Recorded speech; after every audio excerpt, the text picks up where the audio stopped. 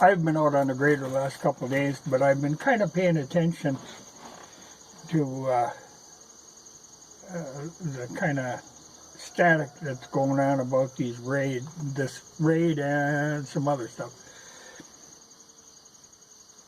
And it's funny, you know, when I read in comments on videos, they're doing this weird thing that you find the liberals doing quite often, where they have like talking points and they all follow that line. You know, nobody's actually thinking for themselves. They're following like a line that has been put out, and that's what they stick with. You know, I hear the same phrases over and over again. You know, I find that interesting. You know, it's like they're really organized in their responses. Anyway, like I've been kind of thinking this stuff over. You know, the whole thing is baffling. It seems like such a dramatic overreach. And then something come up the other day. You know, you always try to think, what could be the possible that they're, you know, because the excuse was they're looking for these papers. Well, that wasn't it. They used that as an excuse to go in, and in order to get this warrant, they went to some pretty shaky sort of magistrate. You know, and then they're, like when they ask, oh, did Biden know about this? Oh, no, the White House didn't know about this at all. This is a complete mystery to them, though it seems rather unlikely. I don't doubt that Biden didn't know about it, that he wasn't informed. I'm sure there ain't a hell of a lot going on in that, what's left of his brain. It would be way too risky to let him in on this, and it's better that he have some deniability in this. But I am sure the people under him knew about this. I'm sure they were very instrumental in getting this whole thing going. But they would not involve him in this. But we know, you know, there's a group under him that are really running things, and I'm sure they're well up on what's going on. Like I say, I'm sure they actually instigated it. But the idea that they were going after papers is just complete nonsense, because there's nothing, you know, like like there's a menu from some birthday party, this sort of thing. It isn't like these are great historical documents that he's hiding for some reason. You know, no, I'm sure he probably has information that they don't want him to have, not of historical significance, but in his position, I'm sure he could run across information that would compromise a lot of people, and I have no doubt that he's keeping that as an insurance policy. You know, you'd be a fool not to, but there's no way he would keep it in his house, you know, or that would be ultimately foolishness. Like your fire insurance policy, you don't keep in the house that you're afraid is going to burn down. You know, like I say, this is a dramatic overreach what they did, but I'm sure he's fully aware that this was a possibility. You know, you would never keep that information in a place that would be that accessible. So I don't doubt that he has some goods on them that they don't want coming out. And evidently they were thinking they could find it. I don't know, the whole thing is shaky. But then they went, I think it was yesterday, where they confiscated a Pennsylvania congressman's phone right out on the street. They just stopped him and said, give us your phone. And then they issued some subpoenas for a bunch of other congressmen. So this ties back to that January 6th nonsense. You know, they're having their little show trial, and it isn't going the way they want it to go. Like they've done a poll, and they said, this has changed absolutely nobody's mind. After they went through a lot of, trouble and expense to make this great production. So this whole taking this phone evidently ties back to the idea that they were working on alternate electors at that time. And they're trying to pull this into the January 6th thing, as a surprise kind of. But the whole thing with electors, I mean, that's a shaky deal anyway. You have, so many electors in each state, and they're supposed to go with what the people say, but there are faithless electors. I mean, this happens, that they don't actually follow what the vote is, and a lot of times, like this time in particular, you have very great questions about the veracity of the actual vote. I mean, there was a lot of problems going on there, though it was a clean election, yeah, sure. So it's not impossible to have alternative electors. And that must be the angle that they're working on this. Trying to make a big thing, though this was quite obviously known at the time. This is no new discovery, but they're trying to drag people into this kangaroo court over this. But when they do this kind of thing, it just pisses people off. That's, like I say, nothing new. No great dramatic revelation here.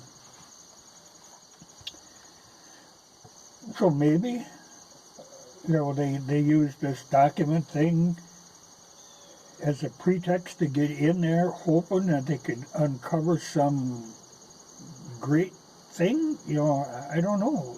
The whole thing is shaky. I mean, really shaky.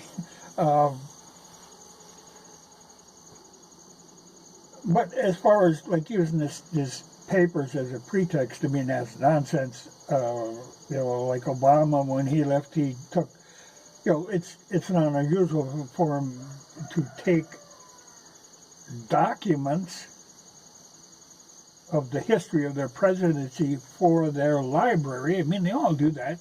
Obama took a ton of documents for some great library that they were going to build that I don't know if that ever even came to anything. And of course, the Clintons, when they left the White House, they took anything they could. They were taking furniture and all kinds of stuff. So, it's not, it's a pretty shaky pretext to get a warrant to just go on a fishing expedition through his house. That really looks bad. And like they're saying, this has really fired up his support more than anything.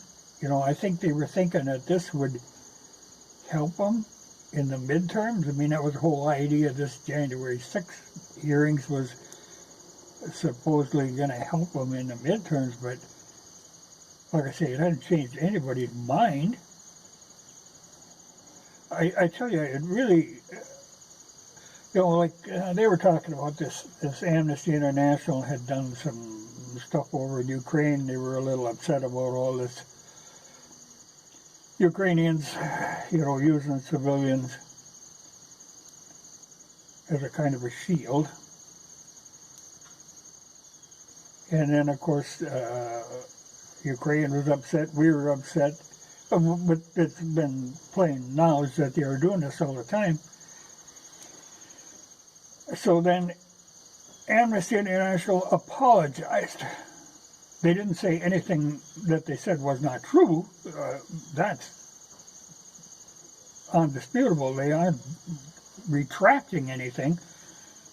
They're just saying, well, we're sorry we had to say this. I mean, they've been behaving badly. We're sad to inform you of this. This isn't what we wanted to find, but they found it. But there were some people in Amnesty International that were actually even, I think it was especially the Swedish bunch that had resigned over this whole thing because they're getting a lot of pushback because they told the truth. You can't be telling the truth like that. But it makes me think, where is Amnesty International on these January 6th prisoners that have been held for so long without charges? And, they are, the whole idea of Amnesty International is really was to protect the rights of political prisoners. These people are obviously political prisoners. I don't know why they aren't all over this. It should certainly be their responsibility. I don't quite understand that. But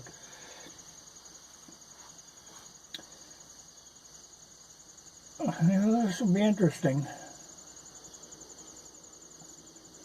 But I really, like this whole thing now, one of the talking points that you keep hearing brought up is to do with Trump pleading the fifth in this case in New York. Well, yeah, I mean, he's got that attorney general in New York is really radical. It isn't like this is an open-minded case. She was elected with the whole purpose in mind of going after Trump for some, So they're going into this. Why in the world would he cooperate with that in any way? He'd be a fool not to plead the fifth on that, because nothing he say is going to be possibly of any good to him. You can't cooperate when somebody is purposely set in place to get you. Why in the world did you cooperate with them? It would make no sense. But there's a whole bunch of people, really all wound up about him pleading the fifth. That was the only sensible thing to do in that case. When, the Attorney General, who is quite a piece of work, her whole purpose in life is to go after him. And it's over some foolishness to do with misrepresenting the value of properties.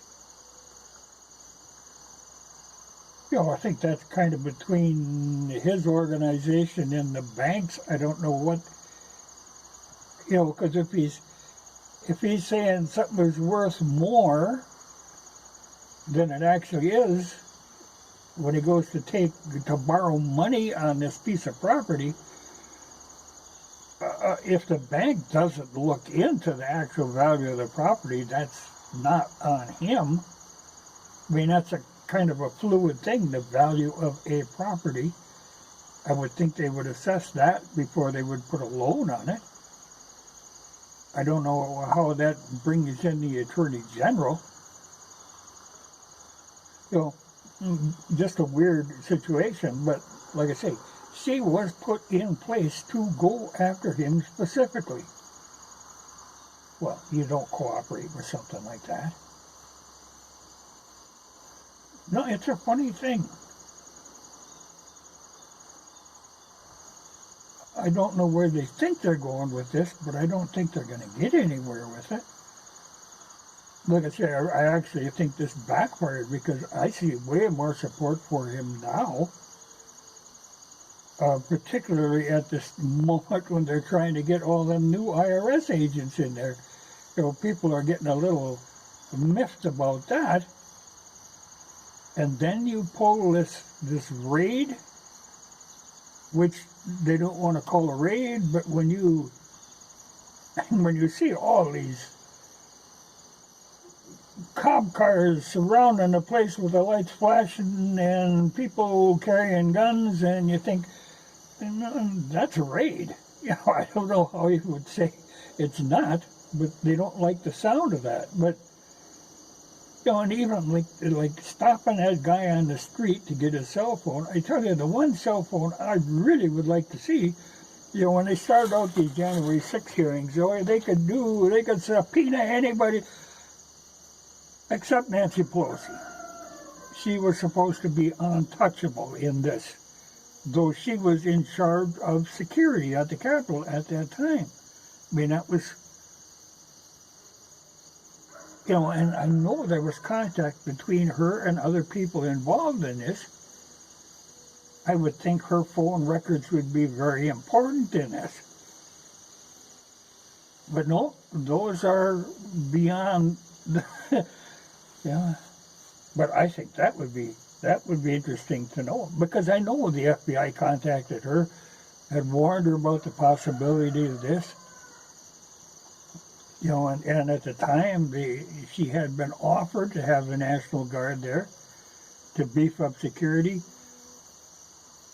But then she goes and sends people home and drops the security way down at the Capitol, though she was plainly told that there could be an incident. You know, there's things that went on with her at that time that I think are very important. But then when they have this hearing and they say, oh, no, you can't go into anything that she did at that time. That's just plain weird. But yet they want to poke around at everything that Trump said. Though, like I said, at the time, the timeline was all wrong. You know, it didn't make any sense to try to implicate him criminally in this riot, this insurrection. You know, that's but boy, you don't leave her untouched in this thing. I think that's got to be looked into. Though it's probably a little late by now if she didn't ditch that, you know, do a Hillary and start hammering phones. I would be surprised.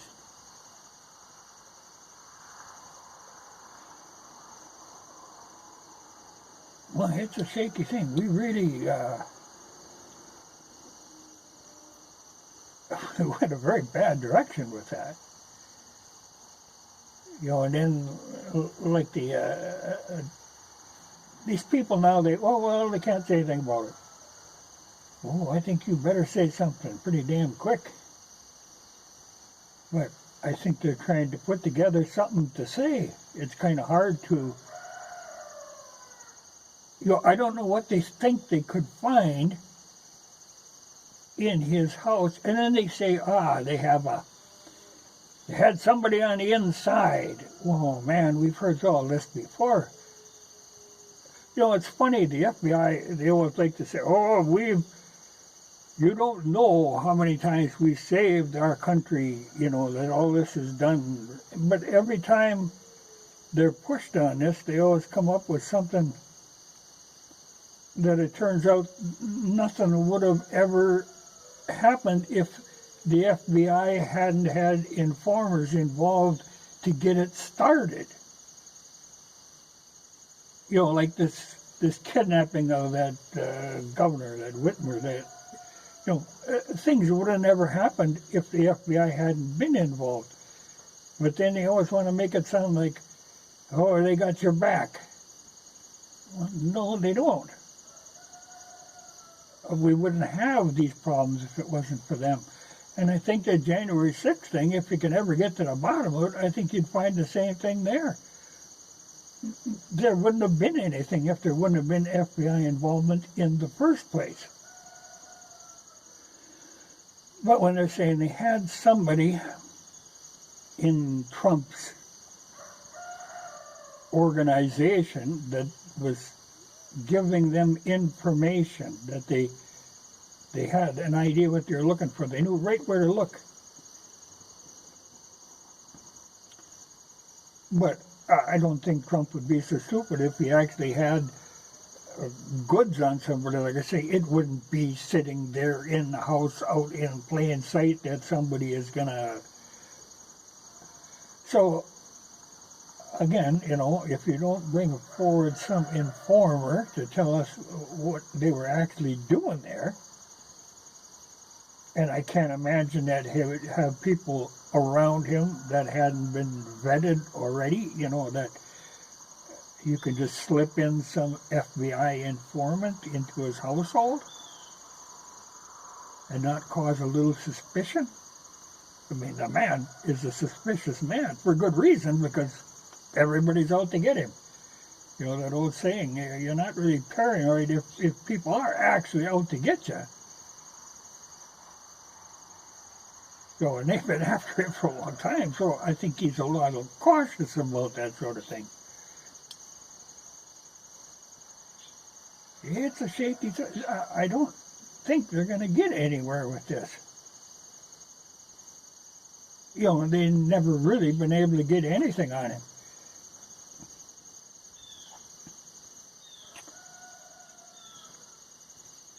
But the idea of that they were going by the information from some informant.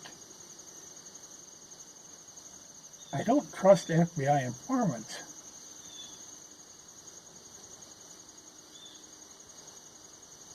Like even his Secret Service could have been somebody on the Secret Service detail, but even then, if there was some actual incriminating documents, they wouldn't be laying around, and they wouldn't be in, like, his wife's closet. That's crazy. But when you think of all the times that the FBI thinks, yeah, we got your back, I don't think they do. They got their own back, but boy, a lot of these problems would never have happened if it wasn't for the FBI involvement. I really think you see a lot of people saying, we got to get rid of them. I think we do. I mean, they're kind of a power unto themselves, or they were for years, but now they have become, a militant arm of the Democratic Party. Well, that's not good. Yeah, I don't like this at all. But I'm hoping, maybe this will give people a little hesitation on this whole thing of massively increasing the IRS. Because one of the things in that then is true. Yeah, they want all these new armed agents, this 87,000, and they will be used for enforcing tax code and other tasks if need be. So, okay, they have like a private army now. I don't like that. And when they're looking for people, then one of the requirements is you have to be qualified to carry a gun and use it. But that isn't the job of the IRS. No, I don't like it. There's a lot of stuff I don't like, but this, I think, is really going over the edge.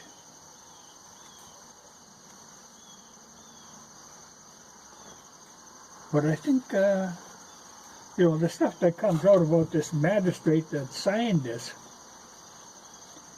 that's pretty shaky. You know, you think something this, potentially this big, you would be pretty careful about who you got to sign off on this. You'd think, man, you would really, you know, like this is a precedent here. You would want to be really careful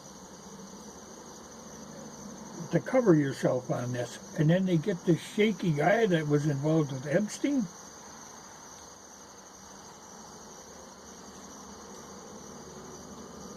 Yeah, I have great doubts about our legal system. Well, we got work to do.